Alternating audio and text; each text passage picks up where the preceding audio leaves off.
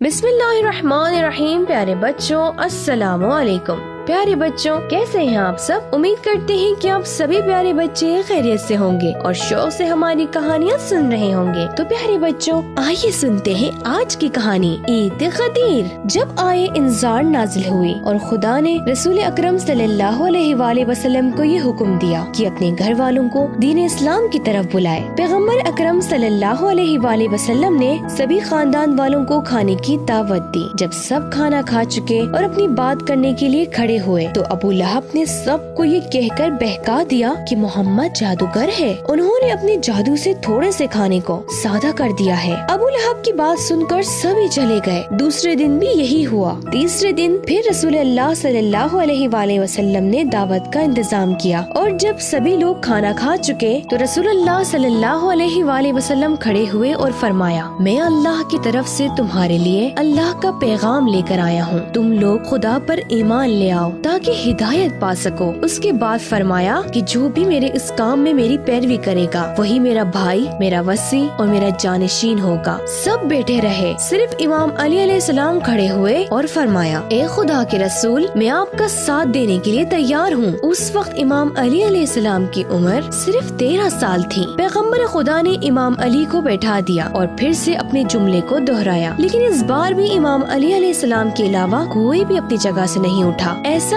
3 بار ہوا۔ اس کے بعد رسول اللہ نے سب کے سامنے امام علی علیہ السلام کے بارے میں فرمایا، یہی جوان میرا بھائی، میرا وصی اور میرا جانشین ہے۔ سب کا فرض ہے کہ اس کی بات سنیں اور اس کی پیروی کریں۔ نجران کے عیسائی پادری رسول اللہ صلی اللہ علیہ وآلہ وسلم کے پاس مدینے آئے۔ رسول خدا نے ان کے سامنے اسلام کا پیغام پہنچایا، لیکن انہوں نے ماننے کے بجائے حق ماننے سے انکار کر دیا اور مباہلہ کی آفر کی۔ مباہلہ کو شہر سے باہر ایک صحرا میں رکھا گیا تھا۔ نجران کے بڑے پادری نے کہا، اگر محمد اپنے سپاہیوں کو لے کر میدان میں آئے تو سمجھ جانا وہ اپنی بات میں سچے نہیں ہیں، لیکن اگر وہ اپنے بچوں اور اپنے گھر والوں کو لے کر میدان میں آئے تو سمجھ لینا کہ وہ حق پر ہیں، ان سے مباہلہ نہ کرنا۔ جب انہوں نے دیکھا کہ پیغمبر اکرم صلی اللہ علیہ وآلہ وسلم اپنے ساتھ امام علی علیہ السلام اور ان کی فیملی کو لائے ہیں تو انہوں نے ہار مان لی اور مباہلہ نہیں کیا۔ آیت تطہیر بھی امام علی علیہ السلام اور ان کی فیملی کے بارے میں نازل ہوئی۔ ایک دن جب پیغمبر اکرم صلی اللہ علیہ وآلہ وسلم اپنی بیٹی کے گھر گئے تو انہوں نے امام علی علیہ السلام اور حضرت فاطمہ الزہرا سلام اللہ علیہا اور ان کے بچوں کو ایک چادر کے نیچے جمع کیا اور دعا کی، خدایا یہ میرے اہل بیت ہیں، انہیں ہر طرح کی ناپاکی سے پاک رکھ۔ اس کے بعد حضرت جبرائیل علیہ السلام آیت تطہیر لے کر آئے اور خدا کی طرف سے امام علی علیہ السلام اور ان کی فیملی کے پاک ہونے کا اعلان کیا۔ امام علی علیہ السلام بہادری کے لحاظ سے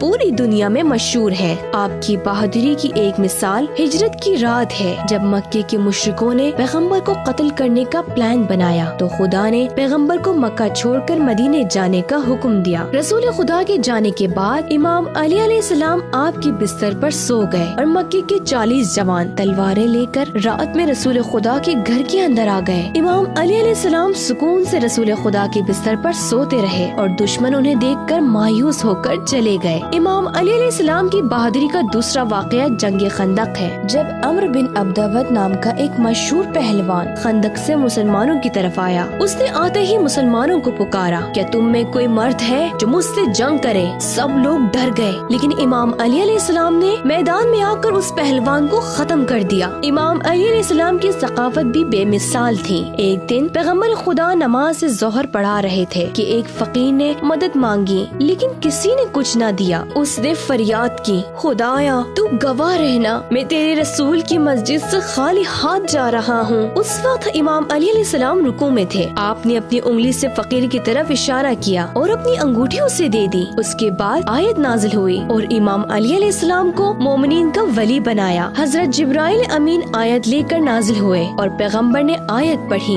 بے شک تمہارا ولی اور اللہ کا دوست اور اس کا رسول اور وہ مومنین ہیں جو نماز قائم کرتے ہیں اور حالت رکوع میں زکوٰۃ دیتے ہیں۔ امام علی علیہ السلام کی انہی فضیلتوں کی بنیاد پر خدا نے آپ کو پیغمبر کا جانشین بنایا اور غدیر میں اس کا اعلان ہوا۔ ہجرت کے 10ویں سال رسول خدا اپنے اصحاب اور رشتہ داروں کے ساتھ حج انجام دینے کے لیے گئے۔ جب آپ حج سے واپس آ رہے تھے، خدا نے حضرت جبرائیل امین کو بھیج کر پیغمبر کو یہ پیغام بھیجا کہ امام علی علیہ السلام کی ولایت اور امامت کا اعلان کر دیں۔ آپ نے سب کو خم کے میدان میں اکٹھا ہونے کا اور 3 دن رکنے کا حکم دیا۔ جب سب اکٹھا ہو گئے تو آپ نے جناب ابو ذر، جناب سلمان اور جناب مقداد سے کہ جاؤ کا ایک ممبر بنانے کے لیے کہا۔ 18 ذی الحجہ کو نماز ظہر کے بعد پیغمبر ممبر پر تشریف لے گئے۔ امام علی علیہ السلام بھی پیغمبر کے حکم سے ممبر سے ایک سیڑھی نیچے کھڑے ہوئے۔ پیغمبر نے خطبہ دیا اور فرمایا، آج ایک بہت اہم کام انجام دینا ہے کہ اگر یہ کام انجام نہ دیا تو گویا میں نے رسالت کا کوئی بھی کام انجام نہیں دیا۔ اس کے بعد آپ نے امام علی علیہ السلام کے ہاتھ کو اٹھایا اور فرمایا،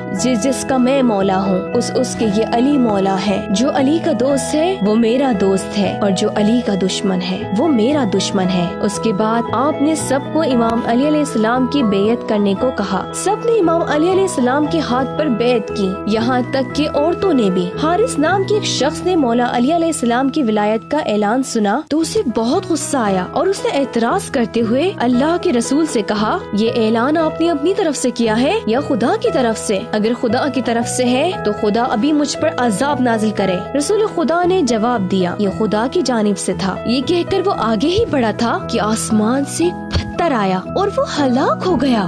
جی پیارے بچوں، غدیر ہماری سب سے بڑی عید ہے، اس لیے ہمیں اس دن خوشیاں منانا چاہیے، نئے کپڑے پہننا چاہیے اور ایک دوسرے کو مبارکباد دینا چاہیے اور خدا کا شکر ادا کرنا چاہیے کہ اس نے امام علی علیہ السلام کو ہمارا امام بنایا۔